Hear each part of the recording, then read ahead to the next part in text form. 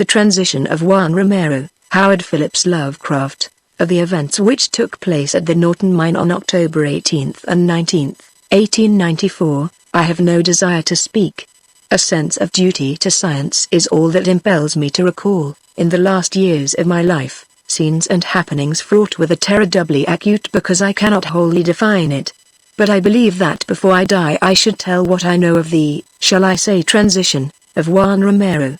My name and origin need not be related to posterity. In fact, I fancy it is better that they should not be, for when a man suddenly migrates to the States or the colonies, he leaves his past behind him. Besides, what I once was is not in the least relevant to my narrative, save perhaps the fact that during my service in India I was more at home amongst white-bearded native teachers than amongst my brother officers. I had delved not a little into odd Eastern lore when overtaken by the calamities which brought about my new life in America's vast West, a life wherein I found it well to accept a name, my present one, which is very common and carries no meaning. In the summer and autumn of 1894 I dwelt in the drear expanses of the Cactus Mountains, employed as a common laborer at the celebrated Norton Mine, whose discovery by an aged prospector some years before had turned the surrounding region from a nearly unpeopled waste to a seething cauldron of sordid life. A cavern of gold, lying deep beneath a mountain lake, had enriched its venerable finder beyond his wildest dreams, and now formed the seat of extensive tunneling operations on the part of the corporation to which it had finally been sold. Additional grottos had been found, and the yield of yellow metal was exceedingly great, so that a mighty and heterogeneous army of miners toiled day and night in the numerous passages and rock hollows. The superintendent, a Mr. Arthur, often discussed the singularity of the local geological formations, speculating on the probable extent of the chain of caves, and estimating the future of the titanic mining enterprises. He considered the auriferous cavities the result of the action of water, and believed the last of them would soon be opened. It was not long after my arrival and employment that Juan Romero came to the Norton Mine. One of the large herd of unkempt Mexicans attracted thither from the neighboring country. He at first attracted attention only because of his features, which though plainly of the Red Indian type, were yet remarkable for their light color and refined conformation, being vastly unlike those of the average greaser or Pute of the locality. It is curious that although he differed so widely from the mass of Hispanicized and tribal Indians, Romero gave not the least impression of Caucasian blood. It was not the Castilian conquistador or the American pioneer, but the ancient and noble Aztec, whom imagination called to view when the silent peon would rise in the early morning and gaze in fascination at the sun as it crept above the eastern hills, meanwhile stretching out his arms to the orb as if in the performance of some rite whose nature he did not himself comprehend. But save for his face, Romero was not in any way suggestive of nobility. Ignorant and dirty, he was at home amongst the other brown-skinned Mexicans, having come, so I was afterward told, from the very lowest sort of surroundings.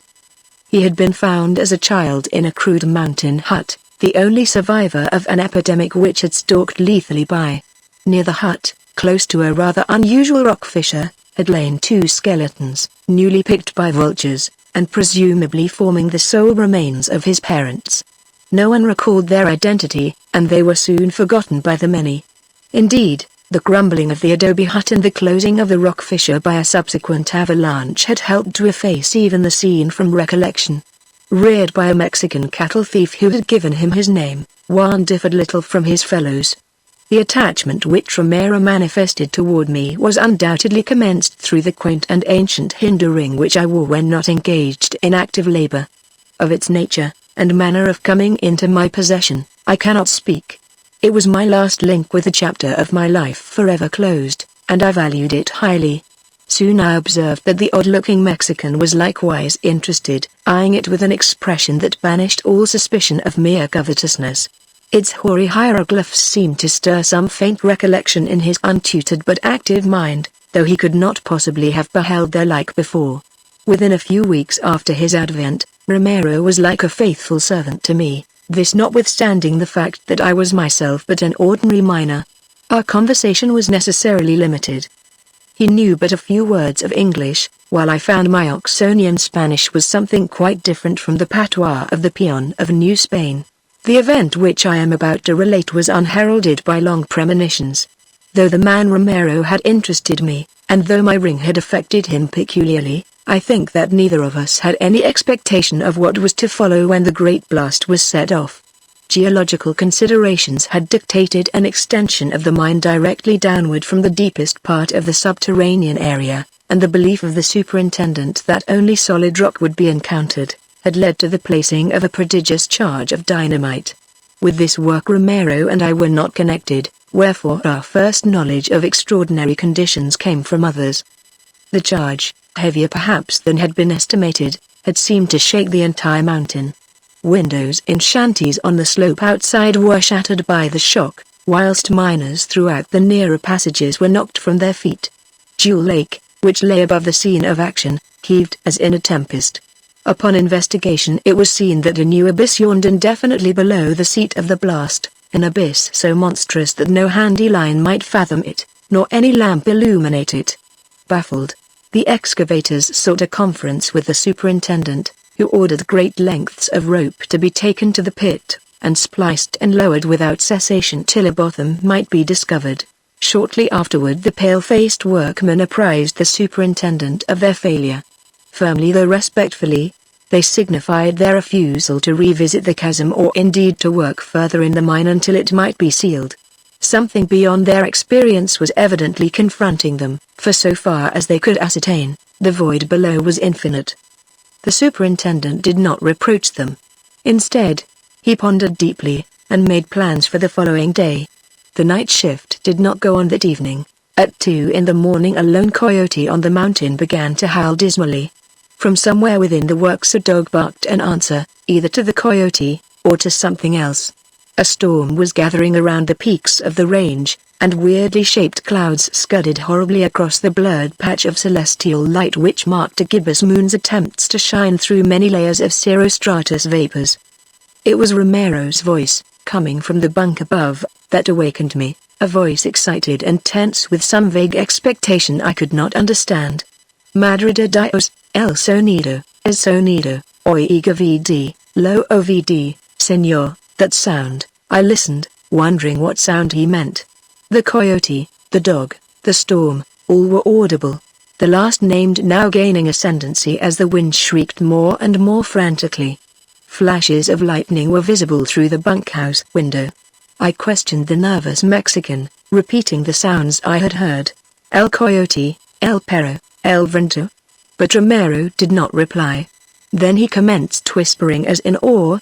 El ritmo, señor, el ritmo de la tierra, that throbbed down in the ground. And now I also heard and shivered, and without knowing why. Deep, deep, below me was a sound, a rhythm, just as the peon had said, which, though exceedingly faint, yet dominated even the dog, the coyote, and the increasing tempest. To seek to describe it was useless, for it was such that no description is possible. Perhaps it was like the pulsing of the engines far down in a great liner, as sensed from the deck, yet it was not so mechanical, not so devoid of the element of the life and consciousness. Of all its qualities, remoteness in the earth most impressed me. To my mind rushed fragments of a passage in Joseph Glanville which Poe has quoted with tremendous effect. 1. The vastness, profundity, and unsearchableness of his works, which have a depth in them greater than the well of Democritus. Suddenly Romero leapt from his bunk, pausing before me to gaze at the strange ring on my hand, which glistened queerly in every flash of lightning, and then staring intently in the direction of the mine shaft. I also rose, and both of us stood motionless for a time, straining our ears as the uncanny rhythm seemed more and more to take on a vital quality. Then, without apparent volition, we began to move toward the door, whose rattling in the gale held a comforting suggestion of earthly reality. The chanting in the depths, for such the sound now seemed to be, grew in volume and distinctness, and we felt irresistibly urged out into the storm and thence to the gaping blackness of the shaft. We encountered no living creature, for the men of the night shift had been released from duty, and were doubtless at the Dry Gulch settlement pouring sinister rumors into the ear of some drowsy bartender. From the watchman's cabin, however, gleamed a small square of yellow light like a guardian eye. I dimly wondered how the rhythmic sound had affected the watchman, but Romero was moving more swiftly now, and I followed without pausing. As we descended the shaft, the sound beneath grew definitely composite. It struck me as horribly like a sort of oriental ceremony, with beating of drums and chanting of many voices. I have, as you are aware, been much in India. Romero and I moved without material hesitancy through drifts and down ladders, ever toward the thing that allured us, yet ever with a pitifully helpless fear and reluctance. At one time I fancied I had gone mad. This was when, on wondering how our way was lighted in the absence of lamp or candle, I realized that the ancient ring on my finger was glowing with eerie radiance, diffusing a pallid luster through the damp, heavy air around. It was without warning that Romero, after clambering down one of the many wide ladders, broke into the run and left me alone. Some new and wild note in the drumming and chanting, perceptible but slightly to me, had acted on him in a startling fashion, and with a wild outcry he forged ahead unguided in the cavern's gloom. I heard his repeated shrieks before me, as he stumbled awkwardly along the level places and scrambled madly down the rickety ladders. And frightened as I was, I yet retained enough of my perception to note that his speech, when articulate, was not of any sort known to me. Harsh but impressive polysyllables had replaced the customary mixture of bad Spanish and worse English, and of these, only the oft-repeated cry Huitzilopochtli seemed in the least familiar. Later I definitely placed that word in the works of a great historian too, and shuddered when the association came to me. The climax of that awful night was composite but fairly brief, beginning just as I reached the final cavern of the journey. Out of the darkness immediately ahead burst a final shriek from the Mexican, which was joined by such a chorus of uncouth sound as I could never hear again and survive. In that moment it seemed as if all the hidden terrors and monstrosities of earth had become articulate in an effort to overwhelm the human race. Simultaneously the light from my ring was extinguished, and I saw a new light glimmering from lower space but a few yards ahead of me. I had arrived at the abyss, which was now redly aglow, and which had evidently swallowed up the unfortunate Romero. Advancing, I peered over the edge of that chasm which no line could fathom, and which was now a pandemonium of flickering flame and hideous uproar. At first I beheld nothing but a seething blur of luminosity, but then shapes, all infinitely distant, began to detach themselves from the confusion, and I saw, was it Juan Romero, but God? I dare not tell you what I saw. Some power from heaven, coming to my aid, obliterated both sights and sounds in such a crash as may be heard when two universes collide in space. Chaos supervened, and I knew the peace of oblivion. I hardly know how to continue, since conditions so singular are involved, but I will do my best, not even trying to differentiate betwixt the real and the apparent. When I awakened, I was safe in my bunk and the red glow of dawn was visible at the window. Some distance away the lifeless body of Juan Romero lay upon a table, surrounded by a group of men, including the camp doctor.